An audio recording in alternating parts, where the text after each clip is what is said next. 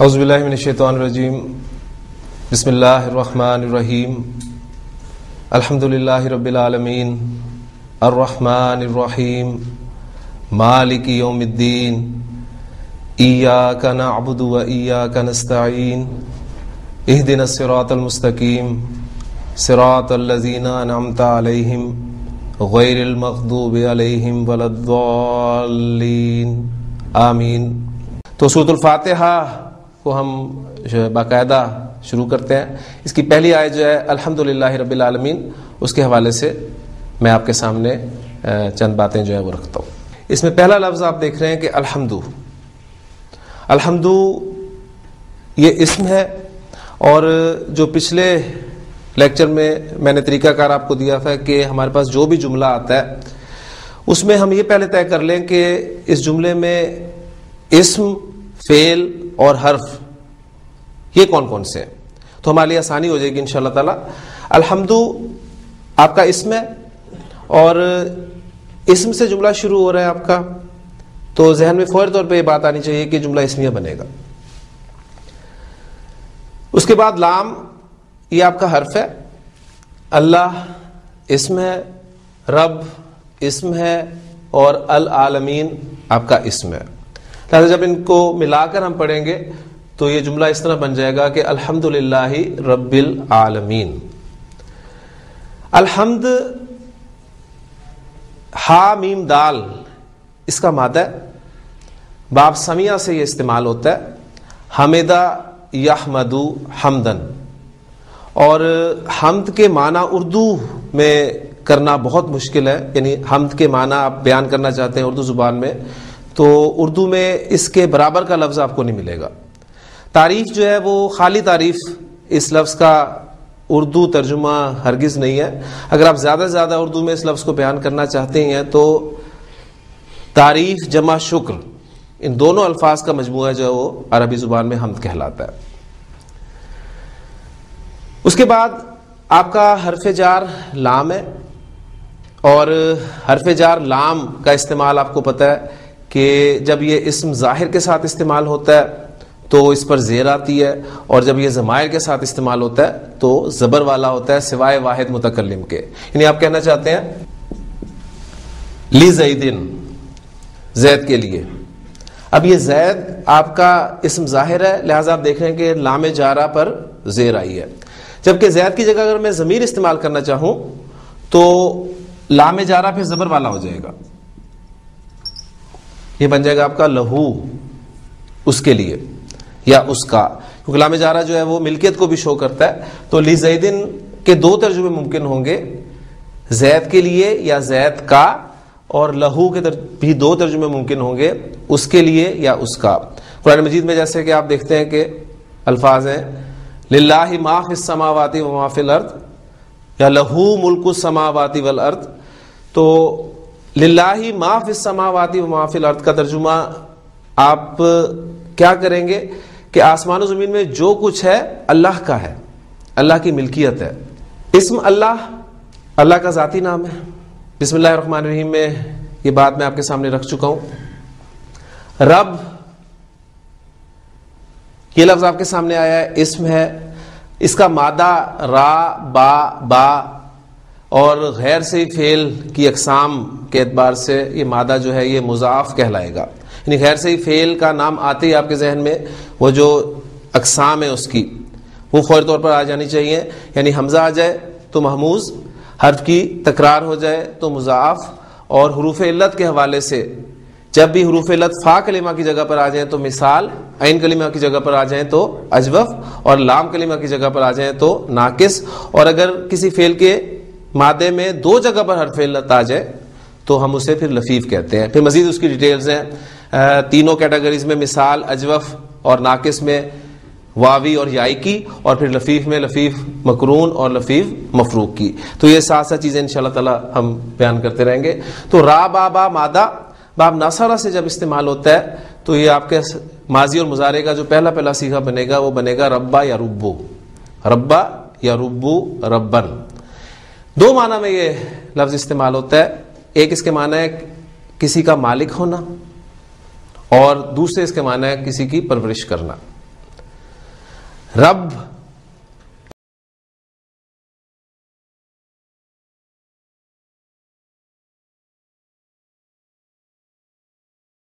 اس کے بنیادی معنی چونکہ مالک کے ہیں، لہذا عربی زبان میں یہ بھی کہا جاتا ہے رب الداری، گھر کا مالک، رقم اضافی رب الداری، گھر کا مالک، اور اس مالک کے معنی کے اعتبار سے پھر اس کی مؤنث بھی استعمال کی جاتی ہے ربتن،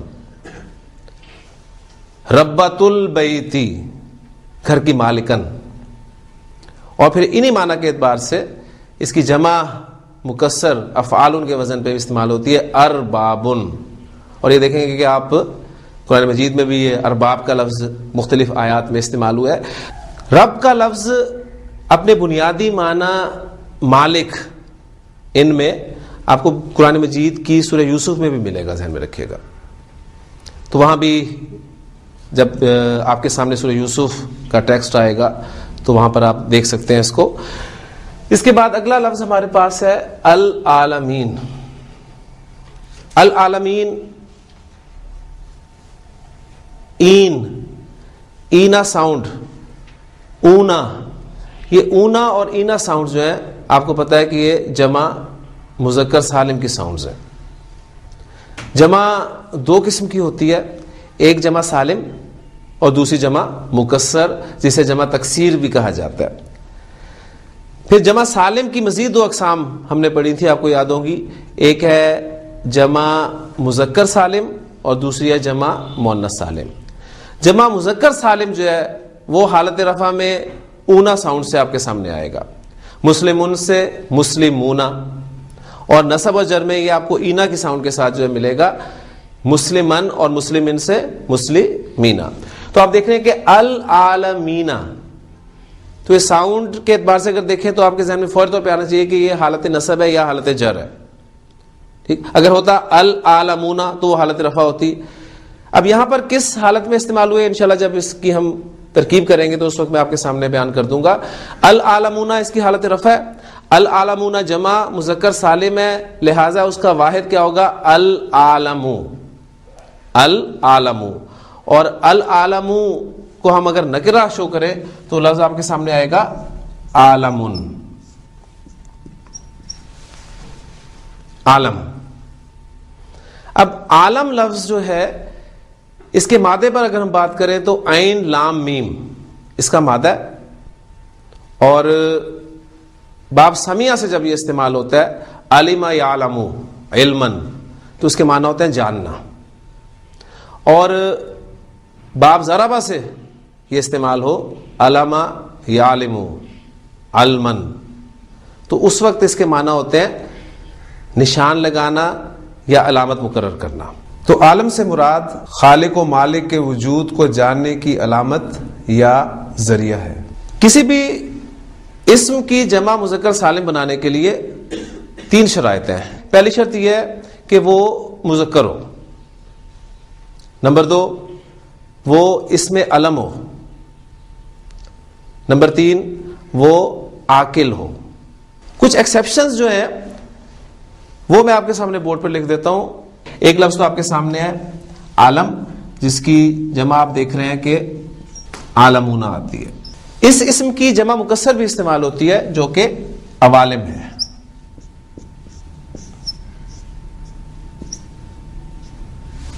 اب یہاں پر ایک پوائنٹ اور پھر آپ کے سامنے آئے گا، بہت اہم پوائنٹ ہے۔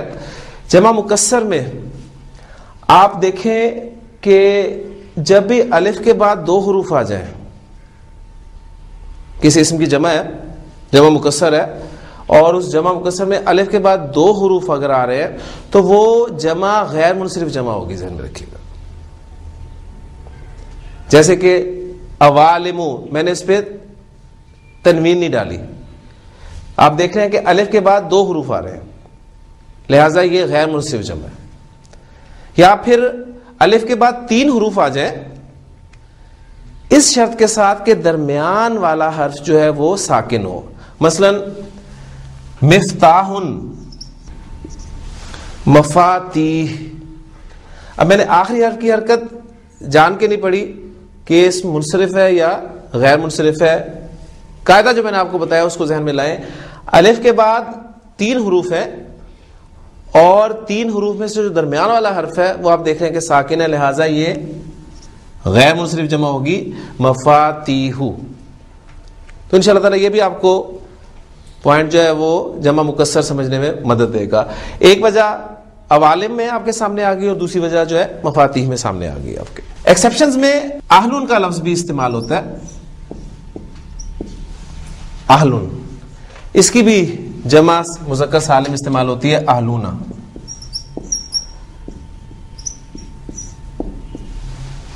اور جمع مکسر بھی اس کی آ سکتی ہے جسے ہم اہالن کہتے ہیں. اب یہ 2 زیر دے کر آپ نے فیصلہ نہیں کر دینا کہ یہ حالت جر ہے, کیونکہ ہم نے جب اعراب پڑھا تھا تو پہلی بات ہم نے یہ پڑھی تھی کہ زیر زبر پیش اعراب نہیں ہے, نہیں تو فوری طور پہ کہیں گے کہ میں نے اسے حالت جر میں لکھا ہے, یہ حالت جر نہیں ہے, حالت رفعی ہے. انشاءاللہ اس پہ بھی کسی وقت بات کر دی جائے گی. اس کے بعد ارضن, زمین. ارضن کی جمع آپ کو ملے گی ارزونا, جمع سالم کے جمع سالم کے اعتبار سے. اور جمع مکسر بھی اس کی آتی ہے ارازن. پھر زو,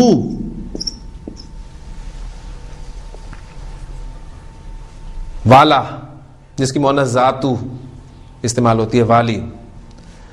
زو, ذاتو, یہ الفاظ جو ہیں یہ مضاف ہو کے استعمال ہوتے ہیں, ذہن میں رکھیے گا.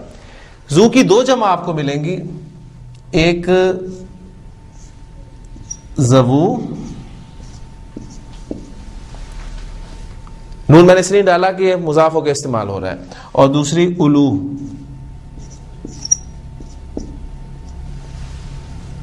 یہ واو جو ہے اس میں ایکسٹرا ذہن میں رکھیے گا, زوو اور الو. اس کو آپ اولو نہیں پڑھیں گے, الو پڑھیں گے, ذہن میں رکھیے گا. یہ دونوں زو کی جمع ہے. پھر اسی طرح آپ کی جو گنتی میں دہائیاں ہیں, گنتی کی تقسیم آپ کے اگر ذہن میں ہے تو اس میں دیکھیے گا جو دہائیاں ہیں ہماری, اس میں عشرونا 20 سے لے کر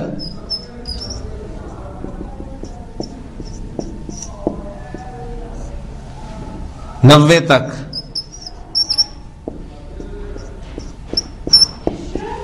یعنی 30 عشرونا سے 30, یہ بھی جمع سالم آپ دیکھ رہے ہیں کہ استعمال ہو رہا ہے. عشرونا رفع ہے تو نصب اور جر اس کی کیا ہوگی 20, بیچ میں 30 ہے, 40 ہے, 50, 60, 70, 80 اور 90 لفظ جو آپ کے سامنے لکھا ہے 30, یہ حالت رفع میں, اور اس کی حالت نصب اور جر کیا ہوگی 90. تو یہ کچھ ایکسیپشنز ہیں. اب ہم آتے ہیں ایک بہت اہم چیز کی طرف. تمام الفاظ کا الحمدللہ ہم نے ایک ایک کر کے مطالعہ کر لیا, ہم نے دیکھ لیا, ان کا مادہ ہمارے سامنے آ گیا. اب الحمد لفظ جو آپ کے سامنے آ رہا ہے, آپ دیکھ رہے ہیں کہ یہ جملہ اسمیہ بن رہا ہے, تو جملہ اسمیہ کا پہلا جز جو ہے مبتدا ہوتا ہے. الحمد ہمارا مبتدا ہے, اور پھر اس کے آگے آپ دیکھیں گے اس کی کوئی نہ کوئی خبر ہوگی. الحمد مبتدا ہے, اس پر الف لام داخل ہوا ہے. الف لام کیوں داخل ہوتا ہے؟ کسی نکرہ اسم کو معرفہ بنانے کے لیے ہم الف لام داخل کرتے ہیں. قرآن مجید میں آپ کو الف لام مختلف اسماء پر داخل ہوا ملے گا. تو آج میں آپ کو تفصیل سے بتاتا ہوں کہ عربی گرامر والے الف لام کی تقسیم کس اعتبار سے کرتے ہیں. الف لام کو سمجھانے کے لیے مختلف طریقے جو ہیں ہمارے اساتذہ سے پڑھائے گئے ہیں. ان میں مجھے جو سب سے اچھا اور آسان طریقہ لگا تھا وہ میں آپ کے سامنے یہاں پر بیان کر دیتا ہوں کہ الف لام کی اقسام, یعنی الف لام کتنی قسموں کا آپ کو قرآن مجید میں ملے گا. بنیادی طور پہ 2 قسم کا ہوتا ہے عربی زبان میں. ایک ہے الاسمی اور ایک ہے الحرفی.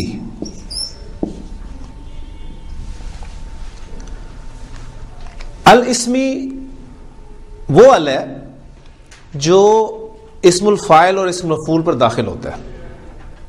اسم الفاعل آپ کا فرض کیا ایگزامپل ہے ضاربن, تو اس پر الف لام داخل کروں گا تو بن جائے گا الضارب، یہ آپ کا اسم الفاعل ہے، اور اسم المفعول المضروب.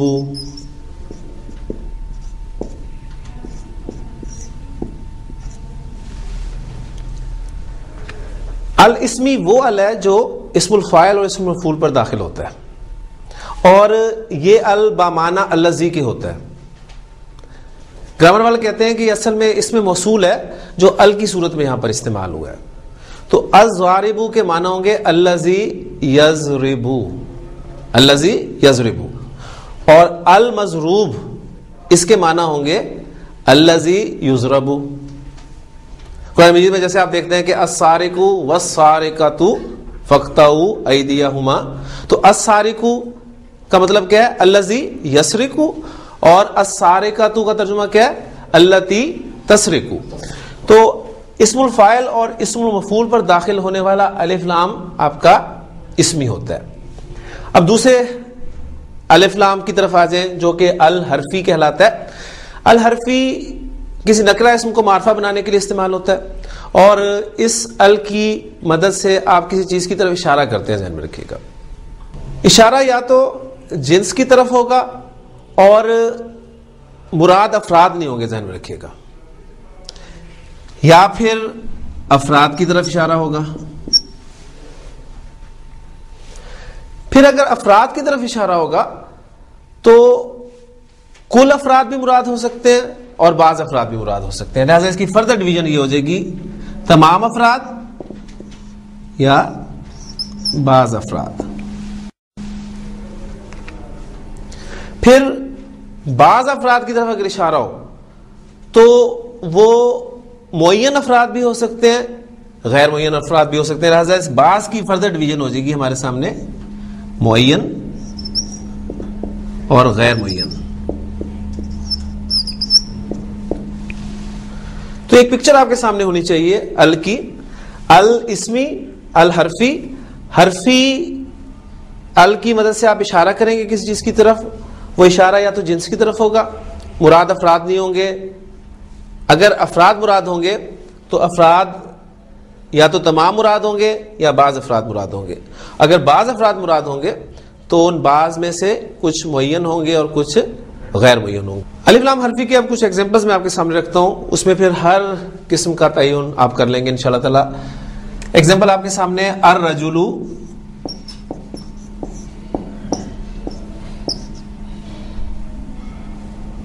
افضل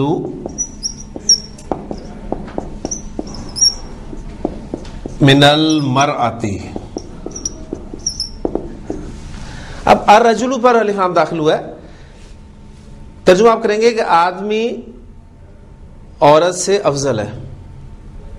ٹھیک، تو یہ الرجل پہ جو الف لام داخل ہوا ہے یہ جنس کا الف لام ہے، اس میں تمام افراد مراد نہیں ہے، ذہن میں رکھیے گا.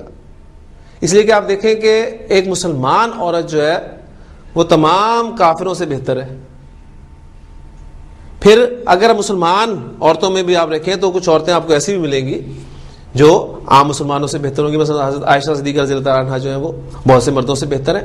تو یہ الرجل جو ہے یہ آپ کا جنس کا الف لام ہے.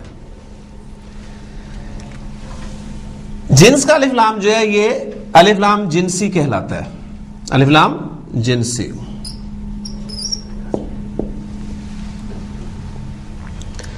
قرآن مجید میں ایگزامپل ہے والعصر ان الانسان لفی خسر.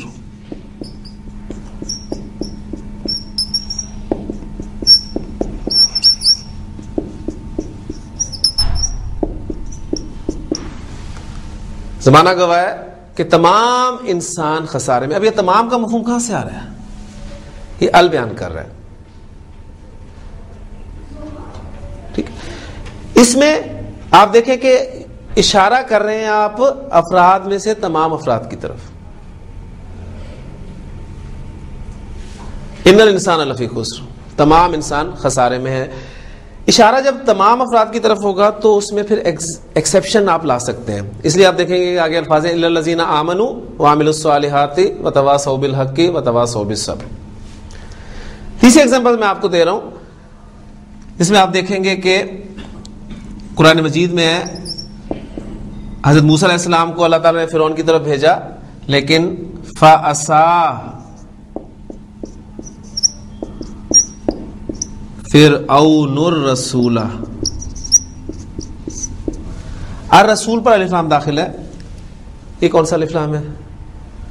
یہ آپ دیکھیں گے کہ بعض میں سے معین، یعنی یہاں پر الرسول سے مراد کون ہے؟ حضرت موسیٰ علیہ السلام ہے.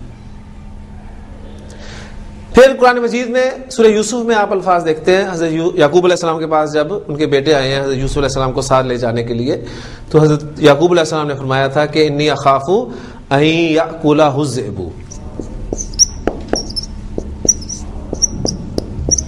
اب الذئب پہ الف لام داخل ہے. اب مجھے بتائیں کہ یہاں پر کوئی خاص بھیڑیا مراد ہے؟ نہیں، یعنی ان بعض میں سے کسی ایک کو ذہن میں لا کر اس کا ذکر کر دیا. اب ان کے جو نام ہیں، آپ کو اصطلاحی نام ملیں گے گرامر کی کتابوں میں، وہ میں آپ کے سامنے رکھ دیتا ہوں. یہ جنس والا لام جو ہے الف لام جنسی کہلاتا ہے. پھر اگر اشارہ افراد کی طرف ہوتا ہے اور اس سے مراد تمام افراد ہوں تو اس کو الف لام استغراقی کہتے ہیں. پھر اگر بعض افراد کی طرف اشارہ ہوتا ہے، اس میں سے کچھ معین ہو، تو پھر اس کو کہا جاتا ہے الف لام عہد خارجی، یعنی وہ خارج میں موجود ہے. یعنی یہ وہ اصطلاحات ہیں جو آپ کو گرامر کی بکس میں ملیں گی. ہم نے کوشش یہ کی تھی کہ ان تمام اصطلاحات سے آپ اوائڈ کرتے ہوئے بیسک کانسیپٹ جو ہے وہ حاصل کر لیں. وہ الحمدللہ ہمارے پچھلے لیکچرز میں وہ اسی طرح آپ کے سامنے ہے، لیکن چونکہ یہ ایڈوانس کورس ہے تو میں چاہ رہا ہوں کہ اس میں وہ تمام ٹرمز اصطلاحات آپ کے سامنے بیان کر دوں جو آپ کو گرامر کی مختلف بکس میں ملیں گی، آپ کو اس وقت پریشانی نہ ہو. اور اگر اشارہ بعض میں سے غیر معین کی طرف ہے تو وہ الف لام عہد ذہنی کہلاتا ہے.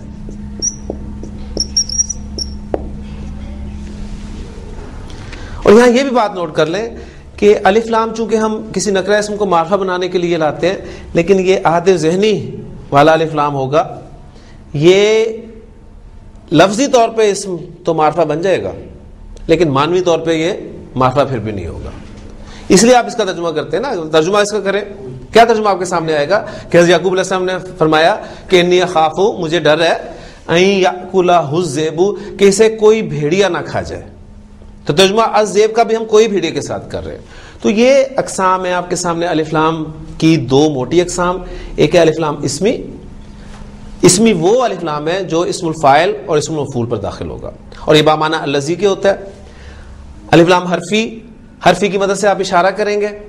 اشارہ یا تو جنس کی طرف ہوگا یا پھر افراد کی طرف ہوگا.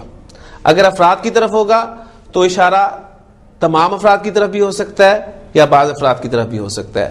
اگر بعض افراد کی طرف اشارہ ہوگا تو ان بعض سے کچھ معین افراد بھی ہو سکتے ہیں، غیر معین افراد بھی ہو سکتے ہیں. تو یہ پوری پکچر آپ کے سامنے الحمدللہ آ گئی ہے. اس کے علاوہ ایک ال آپ کو اور بھی عربی زبان میں ملے گا، اور وہ ہوتا ہے الزائدہ، ایکسٹرا ال. الزائدہ جو ہے یہ آپ کو اسماء اعلام پر ملے گا. مثلا آپ دیکھتے ہیں الحسن، الحسین، العباس، یعنی جمعے کے خطبے میں آپ یہ نام تین تو لازماً سنتے ہیں. پھر الپاکستان، القاہرہ، الشام. اب یہ ال کیا ضرورت ہے ان پر داخل کرنے کی؟ تو یہ ایکسٹرا ہیں، یہ زائد ہیں. اس ال کے حوالے سے ایک بات ہمیشہ ذہن میں رہنی چاہیے کہ ہم اپنی مرضی سے کسی بھی معرفہ پر الف لام داخل نہیں کر سکتے. یعنی اس میں ہم فالو کریں گے عرب نے جس اسم پر داخل کر دیا وہ ٹھیک ہے. یعنی ہمیں یہ حق نہیں ہے کہ ہم اپنی مرضی سے جو ہے وہ المکہ تو کر دیں.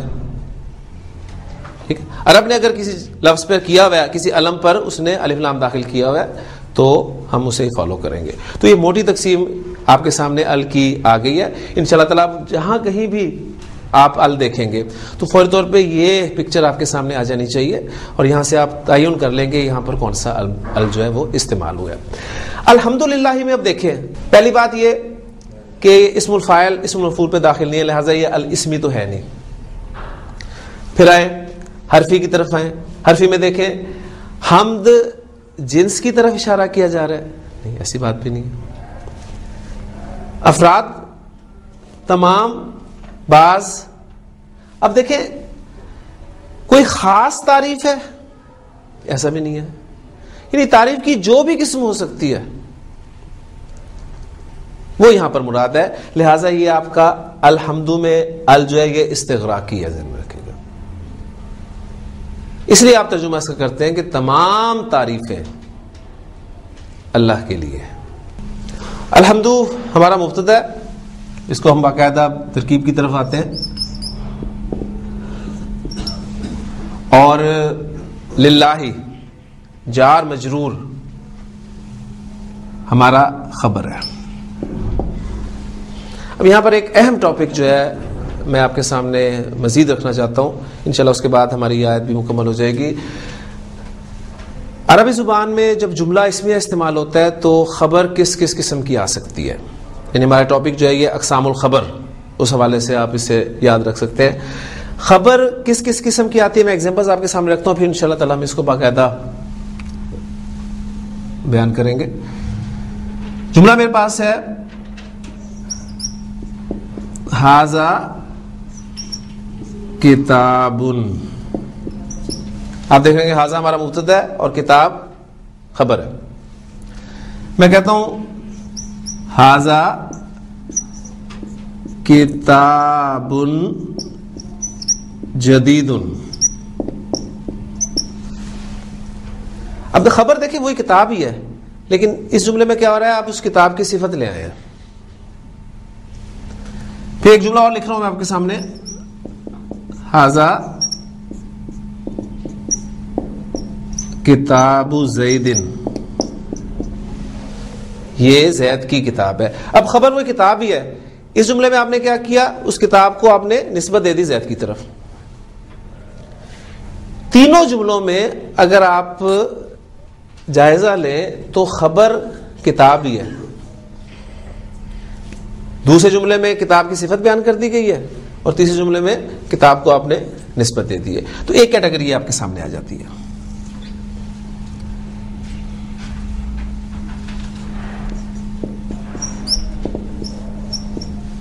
زید مبتدا،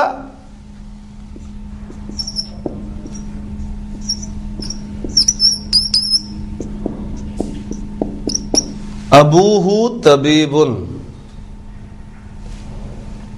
ابوہ مضاف مضاف الیہ مبتدا اور طبیب خبر.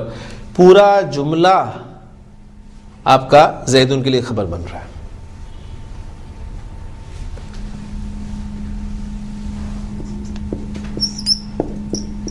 زیدن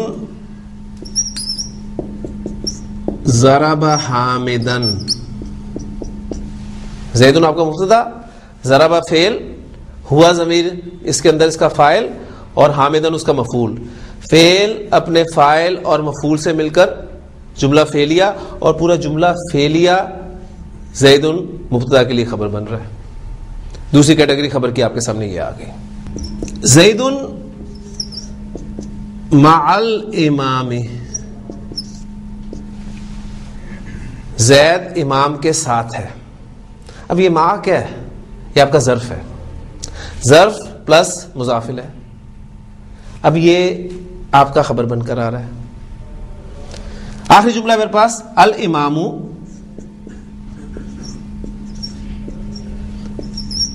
فی المسجد.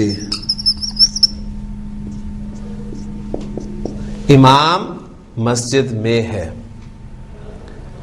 الامام مبتدا اور فی المسجدی جار مجرور مل کر آپ کی خبر بن رہا ہے. اب ان تمام کیٹیگریز میں سے آپ اگر دیکھیں گے کہ الحمدللہ ہی، اس میں مبتدا میں نے کہا کہ الحمد اور للہ ہی یہ آپ کی خبر ہے، تو کون سی کیٹیگری آ رہی ہے، یعنی بالکل آخری والی کیٹیگری کہ جار مجرور آپ کا خبر بن کر آ رہا ہے. یہ کیٹیگری جو پہلی کیٹیگری ہے، یہ گرامر والے کہتے ہیں کہ خبر آپ کی مفرد آ سکتی ہے. یہ دوسری کیٹیگری جو آپ کے سامنے آ رہی ہے جس میں خبر جملہ بن رہی ہے، تو گرامر والے کہتے ہیں کہ خبر آپ کی جملہ بھی آ سکتی ہے. تیسری کیٹیگری اگر اس پہ آپ غور کریں تو گرامر والے کہتے ہیں کہ خبر آپ کی شبہ جملہ بھی آ سکتی ہے. شبہن اس کے معنی ہوتے ہیں سملر.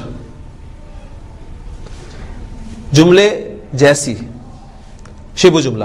اب شبہ جملہ جب بھی آپ گرامر کی بکس میں یا کہیں پر کسی کلاس میں آپ یہ اصطلاح سنتے ہیں تو آپ کے ذہن میں فوری طور پہ جو کنسٹرکشن آنی چاہیے وہ ظرف مضاف الیہ یا جار مجرور، یہ کنسٹرکشن آپ کے سامنے آ جانی چاہیے.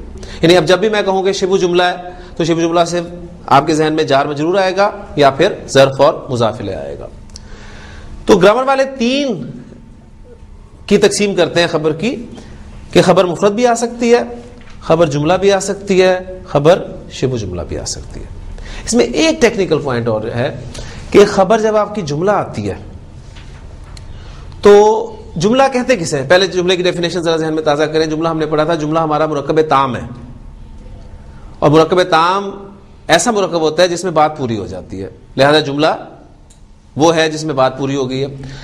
جملے کی اپنی ایک حیثیت ہے، الگ حیثیت ہے. آپ اگر اس جملے کو کنیکٹ کرنا چاہتے ہیں، جیسے میں نے آپ سے کہا کہ جملہ آپ کا خبر بن کر آ رہا ہے، آپ جملے کو خبر بنا رہے ہیں مبتدا کے لیے، تو اسے ظاہر آپ نے کنیکٹ کرنا ہے. تو جب بھی کسی جملے کو کنیکٹ کیا جائے گا پیچھے سے تو نوٹ کر لیں اس جملے میں ایک عائد ضرور ہونا چاہیے. ایک اصطلاح آپ کو ملے گی گرامر کی اصطلاح میں، عائد. یہ بہت اہم اصطلاح ہے. یعنی گرامر والے تو یہ کہہ کے گزر جاتے ہیں نا کہ اس میں فلاں چیز جو ہے یہ عائد ہے، اور پڑھنے والا عام شخص جو ہے وہ اسی چکر میں الجھا رہتا ہے کہ عائد ہے کیا. تو یہ ساری چیزیں اس لیے میں یہاں پر اکٹھی کر رہا ہوں. تو بعد میں یہ کر رہا تھا کہ جب بھی جملہ کوئی جز بن کر آتا ہے تو اس جملے میں کوئی نہ کوئی عائد ضرور ہونا چاہیے، اور وہ عائد عام طور پر ضمیر کی شکل میں آتا ہے. ذہن میں رکھیے گا، کوئی ضمیر ایسی ہوگی جو اس طرف لوٹے گی. اب یہ دیکھیں مبتدا آپ کا زیدن ہے، ابوہ طبیبن، یہ پورا جملہ خبر بن کر آ رہا ہے، لہٰذا اس میں ہو کی ضمیر جو ہے آپ دیکھیں یہ عائد ہے جو مبتدا کی طرف لوٹ رہی ہے. اسی طرح زیدن ضربہ حامدن میں، ضربہ میں جو ہم نے ہوا کی ضمیر محذوف مانی ہے وہ اس کا عائد ہے جو مبتدا زید کی طرف لوٹ رہا ہے. تو عائد یہ ضروری ہے، ذہن میں رکھیے گا. عائد کے بغیر آپ جملے کو کسی دوسرے لفظ کے ساتھ جوڑ نہیں سکتے، ذہن میں رکھیے گا. اب جب بات یہ ہم نے چھیڑی لی ہے تو یہاں ایک اور اہم بات جو ہے وہ بھی نوٹ کرتے چلیے کہ عربی زبان میں جملہ 4 چیزوں کے ساتھ جڑ سکتا ہے.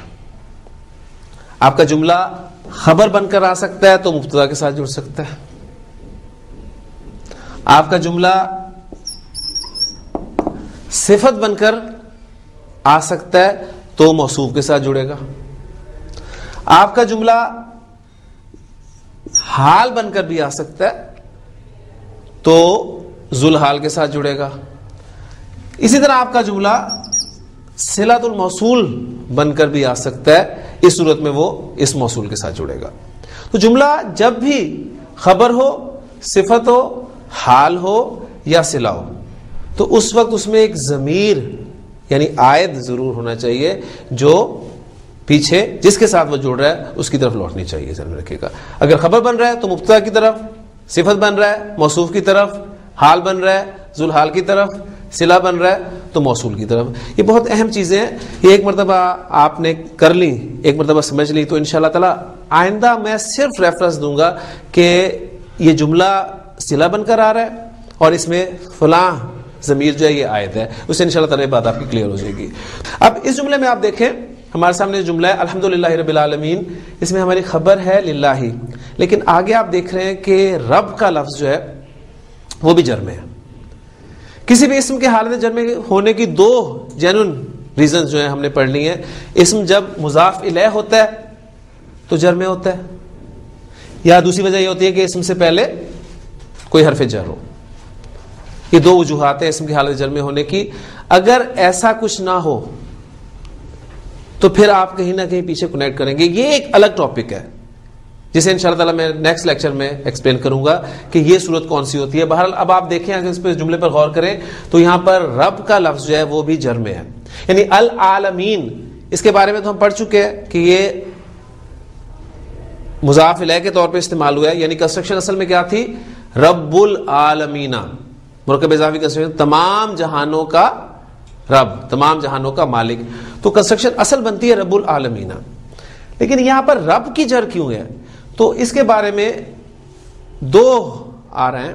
ایک رائے تو یہ ہے کہ یہ کنسٹرکشن اللہ کی صفت کے طور پہ استعمال ہوئی, یا پھر یہ اللہ کا بدل بن کر آیا. اب یہ بدل وہ کیٹیگری ہے, صفت کے بارے میں تو آپ جان چکے ہیں. بدل ایک نیا لفظ اب آپ کے سامنے آ گیا جو ہم نے اپنی پچھلی کلاس میں نہیں پڑھا تھا. اب یہ بدل کہتے کسے, اس پہ انشاءاللہ تعالی میں تفصیل سے بات کروں گا. لیکن چونکہ اب وقت بھی ہمارا مکمل ہوا چاہتا ہے تو میں چاہوں گا کہ اس الحمدللہ رب العالمین اب اس کا باقاعدہ میں آپ کے سامنے انالیسس رکھ دوں کہ اس میں ہر لفظ جو ہے جس کے بارے میں ہم تفصیل سے پڑھ چکے ہیں اس کی حیثیت اس جملے میں کیا کیا ہے, اس حوالے سے ایک پوری پکچر آپ کے سامنے انشاءاللہ تعالی آ جائے گی. الحمد ہم نے طے کیا کہ مبتدا ہے, لام ہمارا حرف جار ہے, اللہ اسم مجرور ہے. لیکن اب چونکہ ہم نے آگے رب العالمین کو اس کی صفت قرار دیا ہے لہٰذا ہم یہاں پر اسم اللہ کو موصوف قرار دیتے ہیں. رب مضاف بن کر آ رہا ہے اور العالمین مضاف الیہ ہے. مضاف الیہ مل کر یہ ہم بنا دیں گے صفت. موصوف صفت ملا کر ہمیں کر دیں گے مجرور, اور جار مجرور مل کر یہ بن جائیں گے خبر, اور مبتدا اور خبر مل کر کیا بن جائیں گے؟ یہ ہمارا جملہ اسمیہ بن گیا. تو اس پیٹرن پہ اگر آپ ورکنگ کر لیں گے تھوڑی سی محنت کر کے انشاءاللہ تعالیٰ تو آپ کے لیے آسانیاں ہوتی جائیں گی. اب دیکھیں اس اعتبار سے اب ترجمہ ہم اس آیت کا اگر سامنے رکھیں تو اردو محاورے میں ہم صفت کو پہلے لاتے ہیں پھر اس کے بعد موصوف بولا جاتا ہے, جبکہ عربی زبان میں یہ ترتیب اس کے بالکل برعکس ہے. آپ موصوف پہلے بولتے ہیں اور صفت اس کے بعد میں آتی ہے. یہاں پر بالکل ایسے ہی ہے, لیکن اردو میں چونکہ ہم ترجمہ کر رہے ہیں تو اب ترجمہ کچھ اس طرح کریں گے کہ تمام تعریفیں تمام جہانوں کے رب اللہ کے لیے ہے. تمام تعریفیں تمام جہانوں کے رب اللہ کے لیے. اور اگر بدل کے اعتبار سے ترجمہ کرنا چاہتے ہیں تو وہ اس طرح ترجمہ بنے گا, تمام تعریفیں اللہ کے لیے جو رب العالمین ہے, جو تمام جہانوں کا رب ہے. الحمدللہ رب العالمین. یہاں تک یہ ہمارا ایک جملہ مکمل ہو گیا. اب سورۃ الفاتحہ کو تھوڑا سا اگر آگے بڑھائیں تو کوئی نئی چیز آپ کے سامنے نہیں آئے گی. اگلی آیت جو آپ کو ملے گی وہ ہے الرحمن الرحیم.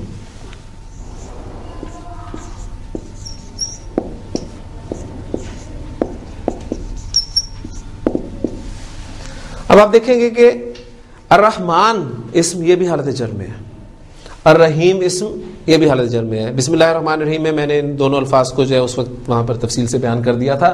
اب رہ گیا صرف اعراب کا جوڑنا.